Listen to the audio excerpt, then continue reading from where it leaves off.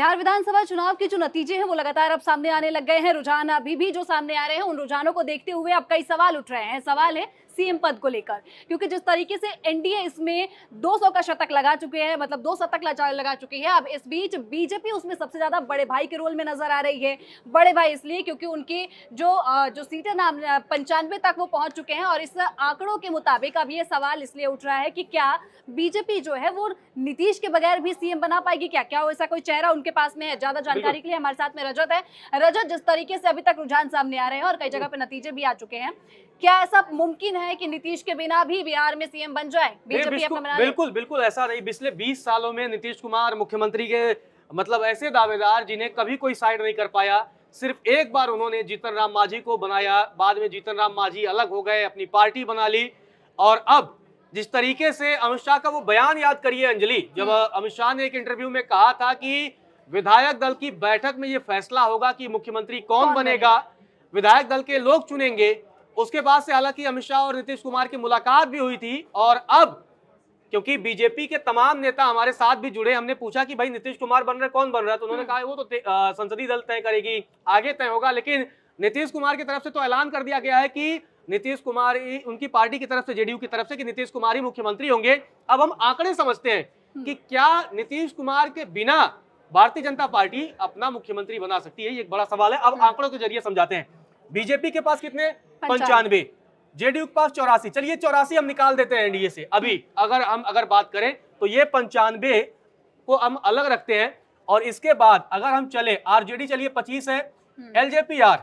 LJPR किसके साथ, अगर मान लीजिए कि ये बीजेपी के साथ आ जाती है, तो संख्या कितनी हो जाएगी? आप देखिए मतलब आप 114 की संख्या पहुंच जाएगी। हाँ। ठीक है, 95 उनके, 19 इनके। हाँ। इसके बाद अब हम चलिए एआईएम भी निकाल दीजिए, कितने चाहिए बहुमत के लिए? 122।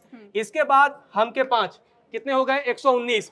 और इसके बाद 4 उपेंद्र कुशवाहा के 123। अब आप समझ लीजिए बिहार में जो जादुई आंकड़ा है वो 122 का जादुई आंकड़ा है। हालांकि अभी भी ये रुझान है, कई ऐसी सीटें इसमें से हैं जिनपे अभी भी हार जीत हो सकती है, लेकिन सिर्फ 3 लोगों को मिला के बीजेपी, चिराग पासवान, जीतन राम मांझी और उपेंद्र कुशवाहा मिला करके 123 अभी के रुझानों से।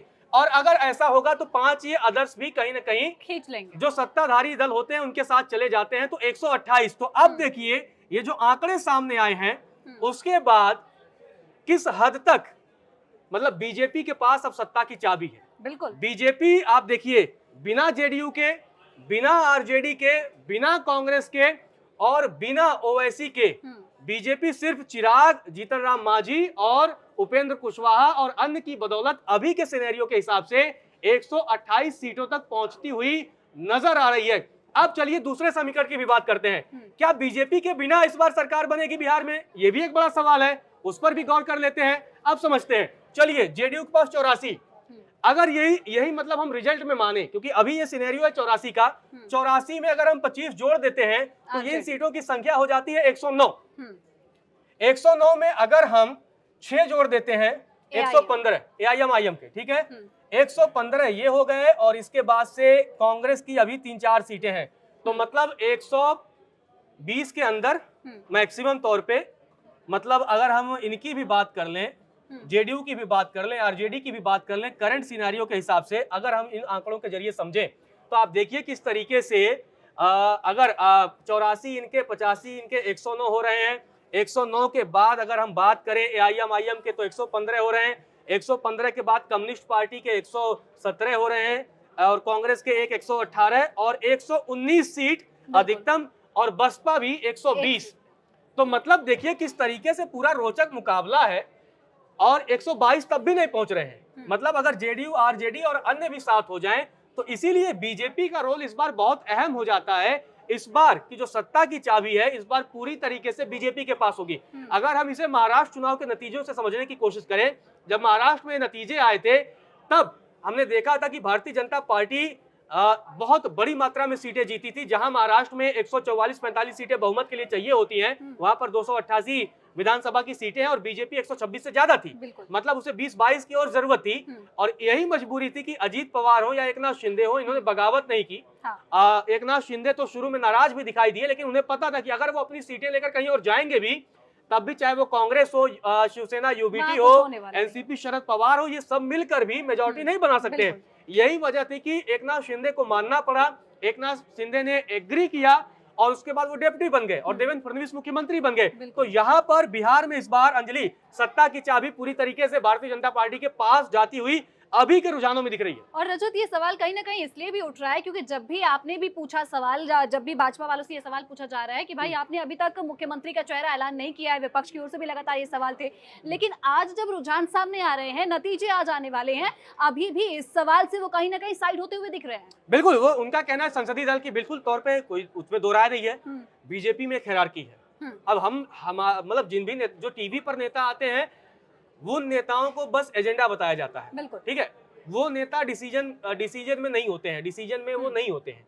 उन्हें उनके पास ना कोई इस तरह का आधिकारिक पद नहीं है उस तरीके का कि वो डिसीजन मेकर है। हाँ। या उसमें वो आपस में मतलब समझ बूझ कर रहे हैं कि हाँ क्या, उन्हें बस बता दिया जाता है पार्टी लाइन ये है लगातार, क्योंकि अमित शाह का वो बयान आना पहले ही। अब देखिए, जब वोटिंग नहीं हुई थी तभी वो बयान आया था कि एनडीए दल के विधायक तय करेंगे, एनडीए दल तय करेगा कि मुख्यमंत्री कौन होगा। बिल्कुल बिल्कुल रजत, तो जिस तरीके से हमने देखा कि ये समीकरण जो बैठ रहे हैं कि नीतीश कुमार के बगैर भी कहीं ना कहीं बीजेपी बड़े भाई के रोल में नजर आ सकती है और सीएम अपना घोषित कर सकती है। हालांकि नीतीश की पार्टी की ओर से ये कह दिया गया था कि भैया अभी ये बयान जारी किया गया था कि नीतीश ही सीएम है और नीतीश ही सीएम रहेंगे, लेकिन अब इंतजार है नतीजों का कि शाम तक जो नतीजे आते हैं वो क्या आते हैं और इस बार क्या मुख्यमंत्री नीतीश कुमार ही होंगे या इस बार बदलाव में बिहार में बहुत बड़ा बदलाव होने वाला है।